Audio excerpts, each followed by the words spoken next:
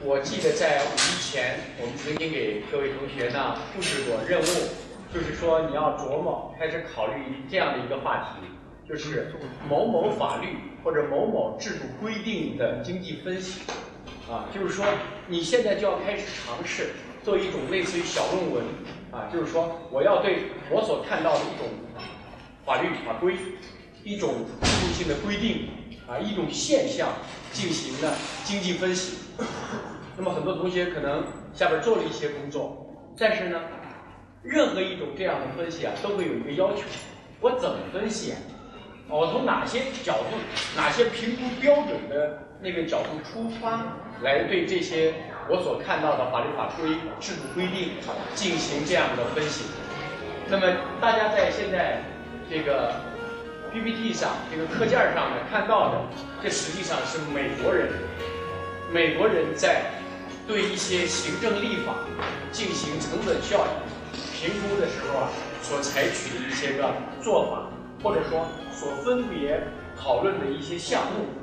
大家可以看到，在这其中，比如说第一个大方面，就是任何一个由政府制定出来的法律呢，我们要对它进行评估，首先涉及到必要性的问题，应不应该有这个东西社会生活需不需要这个制度？好了，那就是制定该行政法规及管制措施的必要性。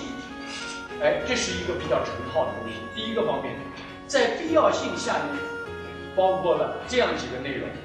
第一个方面就是 A， 市场失灵，就是那个地方你所要管的那个地方由行政机关出面立法，一定是由跟管有关的。那么你所要管的那个东西，是不是存在着一种市场失灵？各位同学，特别是学经济学方面的本科生同学，应该听说过这样的话，那就是说，在西方自由主义经济理论当中，它主要就谈论2个失灵问题，一个是市场失灵，一个是政府失灵。当市场失灵的时候，也就是 market failure， 市场失败了，市场的自发的手根本调整不起来，这时候就要靠政府出面了，也就是政府要立法了，对吧？那么反之亦反是，就是说政府如果失灵，市场的手该出面了。那么这个问题就在哪儿呢？这个问题就在于，现在政府的有关机构要出面进行呢法律的规定，进行法律的调整。那么人家首先就要问有没有出现市场失灵。那么市场的失灵，总的来说表现在如下的几个方面：一，存在着外在性或者说外部性，就是说一部分人的活动对另外一部分人造成了损失。比如说，你现在搞个国务院要搞个立法，叫消费者权益保障法。那么为什么你要搞出一个消费者权益保护的这样一个规定呢？原因是市场中的某一些人对另外一些人，比如说一些大的公司厂家，对这些消费者造成了危害。这种危害单靠消费者本人的力量和信息的渠道是难以救济和平衡的。这时候呢，政府就要出面。所以说，像这种法出台的动机或者原因，就是因为市场中出现了外在性，这种外在性的出现预示着市场失灵。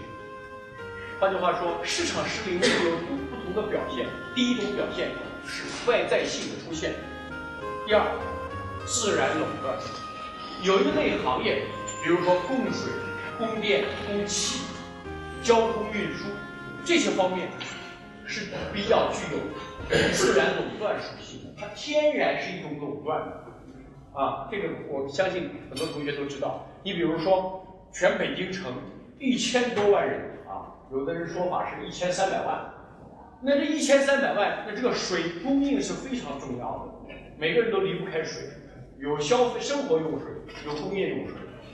那么由谁来提供呢？如果你放开让市场上来提供的话，那就很麻烦了。啊，那就比如说有1000个企业都来供水，这样的话会很浪费呀。1000个人都要抛开路面，我要买管道，我要供水，啊，最后张三家里面，张三家总共只有100平方米的这个面积的这个房屋，结果埋设进来了1000个接口，可能吗？可以想象吗？这是不可以想象的。像这种就属于自然垄断行业。一般我们说的是供水、供电、供气、供暖、供热，啊，包括什么呢？公交是吧？公共交通，这都属于自然垄断。在严格意义上，国防也是自然垄断的。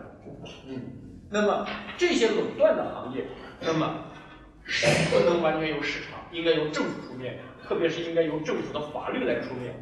那么你要分析判断它是不是市场垄断的就是自然垄断的这样一种情形。第3种情况呢，是市场中的一些权利被滥用了，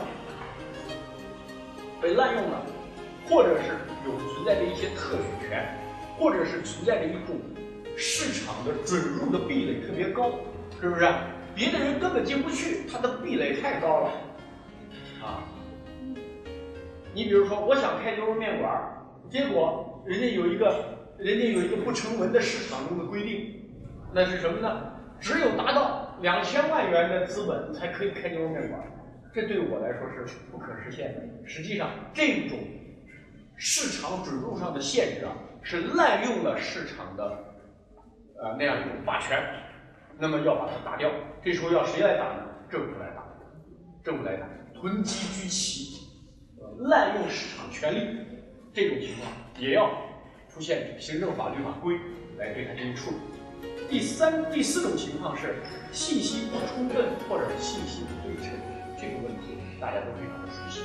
以上的4种情况，市场失灵了，那么政府的行政法规该出台，也就是有必要性了。这是第1个必要性。第2，非联邦管制的适当性，也就是说，政府这时候能出面，该出面。这当然是指的美国而言，因为大家知道，美国实行的是联邦制，有些呢是联邦的宪法已经制定，哪些东西该由联邦政府管，哪些东西呢该州政府管。但事实上，大量的内容它实际上是一种什么呢？大量的内容实际上是一种叫做概括式的表明。怎么讲呢？我告诉大家这么一句话在美国宪法当中，它为了区分州权和联邦权，它有一个非常原则性的规定。它没有采取列举式，它没有说哪个权该由联邦，哪个权该由它没有这么说。它采取的是联邦和概括结合的这样一种规定。就一句话，很简单：除由联邦所执行的征税、国防、外交事务外，其他权利归州所有。听到这句话吗？也就是说，他首先采取了列举制，说国防的事务，国防也是安全的事务，外交的事务，还有呢征税、税收方面的，或者跨州的贸易方面，这4个方面。这4个方面呢，由联邦统一来立法。除此之外太多了。就好比大家经常听说这个爱因斯坦说，有一个青年说，爱因斯坦，据说你知道的最多是人类中最多的。爱因斯坦怎么说？我所知道的就比如说黑板很多，黑板之外的是我不知道的。就是所谓之外的，往往是更大的空间，对不对？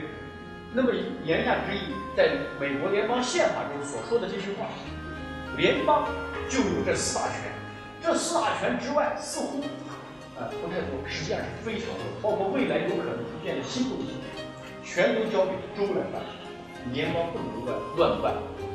那么就这种事儿呢，它是这样规定，就是说，对未知的东西用概括式概括给州了，是属于州的权利。那么对于联邦的就这4大权，属于你来管。那么这样一来，总有一些联邦没有规定。那么非联邦所规定，这时候呢，由州或者州的相关政府来制定。那么因此它会有这样一条。讲到这儿呢，我有一个很简单的例子供大家思考啊。我不知道在前面有没有给大家讲过、谈到过这个问题。那么各位都知道，在去年啊5.12汶川大地震啊，刚刚地震8级地震爆发，时间不长，也就是不到十来个小时吧。温家宝总理啊，我国的最高的领导人之一，那么他乘直升飞机，冒着个人的生命危险，他就进入了震区，那么指挥呢抗震抢险。那么大家说，哎呀，通过各种各样的报道，通过这些明确无误的这种信息啊，我们看到人民的好总理啊，说我们国家政府多好，温总理多好。那么和他形成鲜明对比的是几年前在美国一场飓风啊，奥崔娜飓风，那么它席卷了整个的纽奥良、新奥尔良，是不是？整个新奥尔良被整个飓风啊摧毁。啊，那死了一大堆人，那就是整个城市面目全非。那我就不用说那个灾难的状况。那么这是相同的例子，但是不同的是什么呢？我国的总理第一时间闯进去了，而且非常人性化，非常以人为本。那么他们的这个小布什总统呢？小布什总统当时在戴维营，他说我正在休假，那我要继续把假休完。他有好几天，那么等他休完，这是一个。第二，啊，他说我还要评估，等他评估完，这时候他做出一个决策，那么做出决策是要派多少个联邦啊，就是国土警卫队啊，多少人去。那么大家一比啊，那说有些人说中国的制度好，美国的制度不好，啊，有些人说温总理好，小布什不好，温总理有讲人性，他不讲人性。这句话这种比较有没有意义？有意义。包括提到什么社会主义好，资本主义不好，也不是说没有一定的道理。但是我在这儿，因为我们已经提到了关于权限的问题，那我要特别的指出，我们的政府，我们的这个社会主义制度的这种政府与人民、政府与地方、中央与地方之间的关系，是一种中央集权式，也就是所谓的单一制国家，对吧？那么，国务院总理一声令下，他是中央人民政府的最高负责人。那么他说的话，所有的省长、所有的县长、所有的市长、所有的乡长、村长都必须听，因为这是一竿子插到底的集权制。但是在美国，它的权力分割非常的细，只有外交，刚才我们说到了外交、国防、跨州的贸易和税收是联邦的。总统你再总统，你是联邦总统，其他的那些权，包括赈灾这些方面的问题啊，那都是各州自主的权。如果说人家的州长啊，人家没有出面邀请你，说这个不得了了，我佛罗里达州解决不了这个问题，请总统调动全国之力来帮我吧。如果人家不要求这个，你小布什什么话都不能说，说了就是越权，这是一个很重要的问题。好了，另外一个，你比如说戴维营，他在戴维营休假，说你不能不把中断休假吗？他可以去中断休假，但是随随便便的中断休假有违法之嫌，你就违法了。它是一个所谓的法治国家，所有的东西都是依法办事啊。你因为一个突发事件，你就变更法律，不遵守原来的规定，那么这就很麻烦了。有些同学说这是特殊情况，好了，你说是特殊情况，怎么评估？是不是？小布什的女儿出现了车祸，是不是特殊情况？这个纽尔良被摧毁了，是不是特殊情况？纽约的工人罢工了，是不是特殊情况？哪一种特殊情况都必须让他打断休假，他还能休假吗？如果总统的休假的这个时间被变更了，有关总统的宪法规定所有事务的就是那种严苛的、非常细的规定，就完全不能执行。总统率先违法，率先不按照已经规定好的程序走，全国人民呢这就成问题。所以说我讲这个不是想说小布什做对的，我只是想说，我们在看待他的行为的时候，一方面我们可能对他的漠然低效有一些看法，但另外一方面一定要注意语境，就是那个 situation， 那个特殊的依法治国的那个语境。实际上，我现在要告诉大家的是，你比如说，在汶川大地震的时候，实际上我们国家当时没有一个明确的制度，说灾难出现多么严重的情况下是由总理出面的，再多么严重的情况是由副总理出面的，再多么严重的情况是由某个部的部长或者是副部级或者司级的领导出面的。那么以前我们无法可依，现在呢，通过这个现在已经知道了，比如说达到了8级以上这种有可能出现的这种巨大情况，总理应该第一时间去。但是呢，如果比他低的，应该低层次的官吏去，你不能事事都让总理第一时间去，这是不可思议的。汶川地震的这次事件，它给我们国家既带来了巨大的灾难，但是坏事变好事，也让我们的相关制度更加完善了。这种应对突发事件、应对自然灾难的这种行政制度性的规定呢，就更详细了。好，我们说这个问题，举了一个例子，用来说明实际上制定法律比不制定法律好相关，如果规定能够跟现实更相关，那就比不相关更好，这是所讲的一个意思。